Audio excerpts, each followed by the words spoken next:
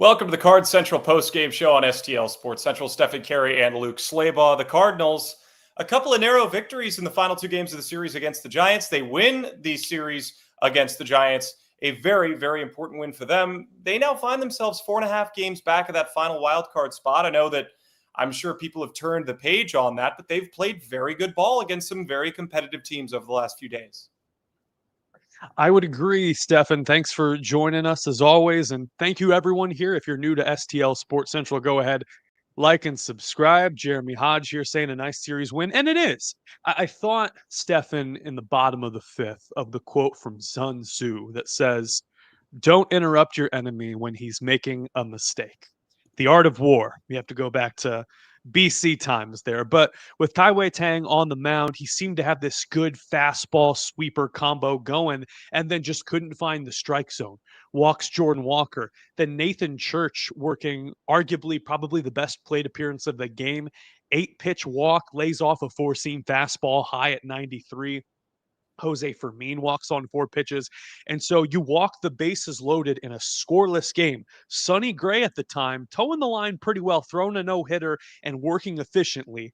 And then Newt Barr starting to swing at some balls low, able to get a change at the ankles and get a single there to break the scoreless tie and make it 1-0.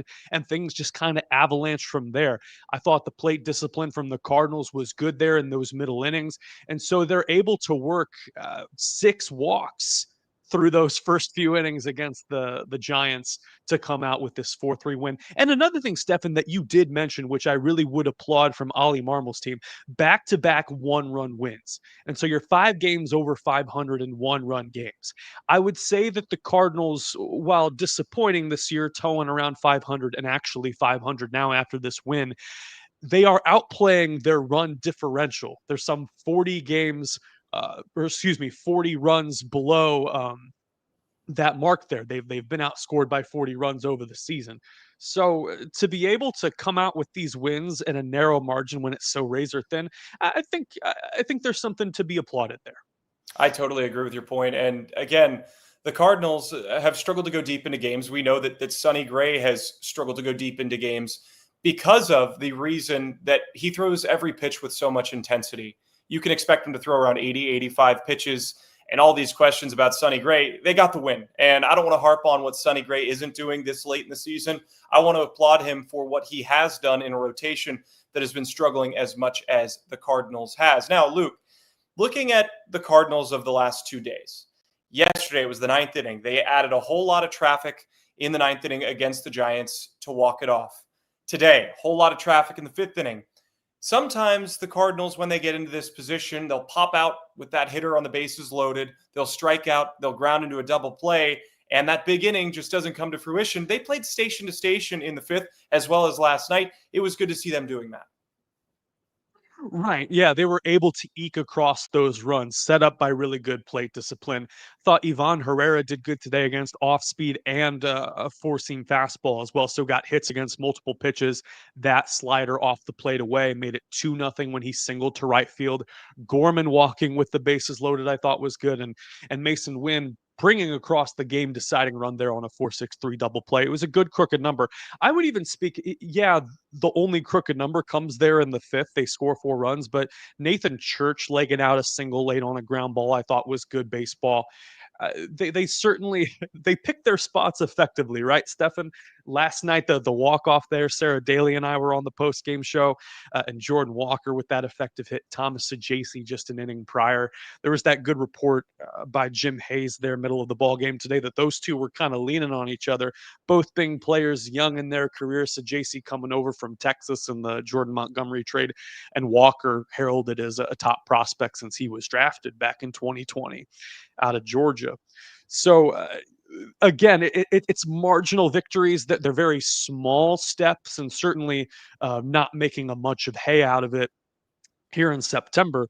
But for guys playing for their jobs in 2026 and trying to find their stance in the organization and their standing among some of the players in this organization, you'll take it. Absolutely. And again, those little victories are going to add up next year and the year after that with this young group. Now, a little bit more to talk about. You mentioned Ivan Herrera. He had another multi-hit game. He's been very consistent this season. One person that I think has had his fair share of struggles in the early goings of his major league career, but had a great afternoon at the plate and in the field, Nathan Church. It was good to see him swinging and being disciplined at the plate.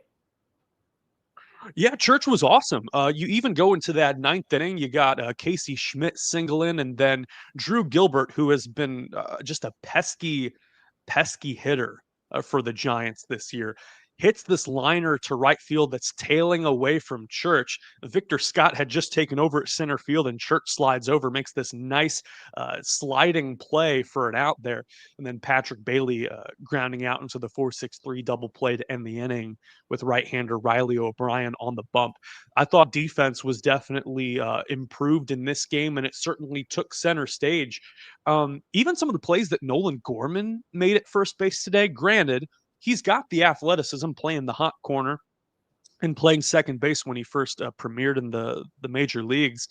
He's kind of making the transition that people thought that Rafael Devers for San Francisco would do, in that he's got the range. He's able to play the ball on the backhand pretty well. All you got to do is just read that ball off the bat. There was that diving play he made in the top of the third off a ball from Gilbert's bat, a changeup.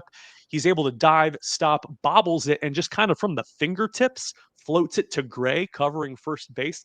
I thought that was really well done. And Sonny Gray going 5 no-hit innings there to start the game, I thought was really impressive too. But backed up by a really solid defense, we saw Mason Wynn dicing it up at shortstop, as he is known to do. So this was a good, clean win. Certainly, it was all kind of packaged in those middle innings there, but we saw a solid play throughout.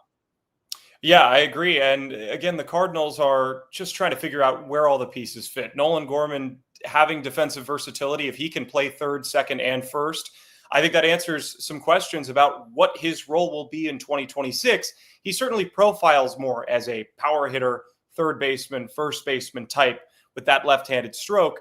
But you just never know. You just never know. And again, the schedule doesn't get any easier for the Cardinals. To see them get back to 500, I think, is a good sign. I'm not saying that there's going to be a rally coming from this. I'm not saying that they're going to go and win 17 games in a row like 2022. What I am saying is you can breathe a little bit, being more appreciative of that record and knowing you've beaten some good teams. Now you take the Seattle pilot trail, as I like to call it, Seattle and then Milwaukee. Of course, you know, the Milwaukee Brewers were formerly the Seattle Pilots. So that's what the Cardinals are going to do against two teams that are right now playoff teams. I think that's a really good barometer, a good measuring stick of where this club sits. Maybe not necessarily for this season in the postseason, but for next year and how they can compete against good teams with these young players. Right. The Giants are still kind of figuring things out there. They made that acquisition for Devers. They're kind of ship of Theseus style, trying to make their way into the playoffs. The schedule is it's going to be hard. I talked about this with Sarah last night. It's going to be pretty much all teams competing for playoff spots or teams that will surely make it. You mentioned the 1969 Seattle Pilots, and the Mariners just juicy juiced the Braves today, 18-2. Suarez with 2 home runs. Eugenio is great there. Midseason acquisition for them, Cal Raleigh with his 53rd home run. They're going to see what they're made of. A bunch of late night games, 8:40 first pitches there in Seattle.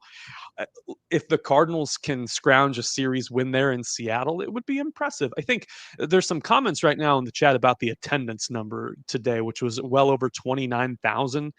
And I think that speaks to the intrigue that fans have. I think we all used to look at these Cardinals games as events. And they were, because in September and October, it was an expectation and a tradition that the team would make it that far. And now, as a fan, you don't really have that to look forward to. The Cardinals, again, they got a -40 run differential. They have to leapfrog a bunch of teams to even think about, making an extended run. But you got guys like Nathan Church, Jordan Walker, Jimmy Crooks, Thomas Ajacey, who are figuring things out on the fly. Ivan Herrera, even an early stage in his major league career. So while there is not a head and shoulders superstar or Ruthian hitter that you like that is the price of admission draw or a ticket draw, you can still get a lot of entertainment there going out to the ballpark. It's not all going to be good entertainment, but it's going to be, starting to see the pieces come together, as you mentioned. Well, yeah, it was a beautiful day, and that's something that I think we've talked about on this show. Is it's going to take wins like last night and wins like today to remind fans that regardless of the team's record, it's still fun to come to the ballpark and take in a game at Busch Stadium. I'm sure that's what happened. Just word of mouth passed around, said, "Hey, I had a great time watching the Cardinals walk it off against the Giants," and hopefully that continues moving forward. Now, a quick aside to mention that all content is provided by DraftKings Missouri. Get ready. The wait is almost over. DraftKings Sportsbook, America's top-rated sportsbook app, is coming soon to the Show Me State. And you can sign up today. New Missouri customers can get $300 in bonus bets when we launch on December 1st. Download now and place a $5 bet when we go live. DraftKings Sportsbook brings everything you need to elevate your game day, including live in-game betting, lightning-fast payouts, and endless ways to get in on the action, all right from your phone. And when we officially go live in Missouri, you'll be betting with the Sportsbook app trusted by millions. Safe, secure, and fast money withdrawals. Download the DraftKings Sportsbook app now and use code STL Sports to grab $300 in bonus bets with just a $5 bet when we go live December 1st. That's code STL Sports in partnership with DraftKings Sportsbook. All right, welcome back to STL Sports Central, the Cards Central Postgame show. Luke, only a few more minutes left to discuss the Cardinals. I'm sure that you might have some fantasy football responsibilities. I might as well. I know the fans in St. Louis are probably excited about Mizzou beating Kansas and a great college football weekend. So much more to be excited about as the baseball season winds down, the football season heats up. We'll bring all the coverage to you here on STL Sports Central. But let's talk about these next two teams. And we'll go probably about another 5 minutes. The Mariners are a fringe playoff team as it sits right now. They made a lot of acquisitions at the deadline. They struggled with their offense last year. They're starting to figure that out, certainly with one of the best hitters in the game. And I'm not going to call him an MVP frontrunner, Cal Raleigh. And then you got the Brewers who just, I don't know if it's devil magic, but they can't seem to lose. Yeah, the Brewers are an interesting case study in just culture and player development and kind of a young team that's scrappy. There's been a lot of waxing poetic and purple prose about Pat Murphy and that team. You got a kid from Wash U playing third base there, Division III player now, and Caleb Durbin, little 5'7" Caleb Durbin, and somehow it always works out for them. They are a great case study in player development and doing it on a budget too. I think there was a quote that was brought up about the how the front office assessed every move. They like did a projection 3+ years into the future, and they were like, "That's an idea that we got from the Cardinals," which I thought was really funny. A Jesse Rogers article there for ESPN a couple weeks back. Tomorrow night, supposed to be right-hander Miles Michaelis against right-hander Brian Wu, and Wu is a guy that I know Cardinals fans for a while like had their eyes on. And Cardinals and Mariners have done business before. Marco Gonzalez, Tyler O'Neill, that type of deal. And they have never lacked for pitching talent. They just have never been able to eke runs across the board at a consistent rate. They are an interesting team, but they are known to slip up. I know they've gotten it stuck to them by some really ineffective teams. I know the Orioles swept them back in June when they were going through like the lowest of the lows. So this is a team that can be exposed and I don't want to say defrauded, but taken over. And so the Cardinals do have a chance there to make some noise in what could be, the farewell tour for Miles Michaelis as well. A guy who's coming off a couple of good outings, solid outings, nothing extraordinary. But I look forward to it. And, the Mariners, yeah, they're trying to go all in. Try to find a fan base that is more starved for like consistent, good playoff baseball. And the Mariners, for a long time, they had that 116 win season under Lou Piniella. They had Ichiro, they had Richie Sexson, they had all these cool players. Edgar Martinez, Hall of Famer. You're missing one. And Ken Griffey. Yeah. Well, what's interesting is like when I remember Ken Griffey, and this is just me like coming to baseball maturity, 6, 7 years old, learning Don't the say game. he's a Cincinnati Like, Red. Oh no! I'll bite my I'll bite my tongue. I'll bite my tongue. But see, here's the thing. I remember your dad on WGN, like Superstation WGN. That is like how I remember him. And now it's like, hey, didn't I catch a young Stefan Caray just like kind of meander his way onto FanDuel Sports Network Midwest this Yeah, past week. I'm sure. Am I missing something? Yeah, I'm sure that's how some of my contemporaries thought it happened. Is just my dad took the headset off and said, "Hey, little nepo baby, go and put the headset on." But no, the FanDuel gave me a great opportunity, and it was awesome to get to do a couple of innings, especially with my dad and my brother, and get to make a little bit of history. But we've talked plenty about me. We've talked about the Cardinals tomorrow night, 8:40 Central Time against the Mariners. Luke, any final thoughts? I thought it was a solid series win. Anytime you can eke off back-to-back one-run wins, Jordan Walker with a boost of confidence, breaking that 0 for 25. Crooked number today against Kai Wei Tang and the San Francisco Giants. They stuck it to a rookie there who had baffled them for the first 4+ innings. So again, like, these are small victories. This is not this extraordinary, momentum shifting part of the season, but you got back up to 500. You're going to test your mettle against potential playoff teams for the rest of the year. It's going to be a hard September. And it's not all going to be like this, but to be able to stick it to the Giants with one homestand left coming up after this road trip, it's encouraging, and it's worth watching. That's what I would say. It's worth watching. Remember the month of September. We hope the Cardinals give us a memorable finish to the 2025 season. Thank you so much for joining us on STL Sports Central.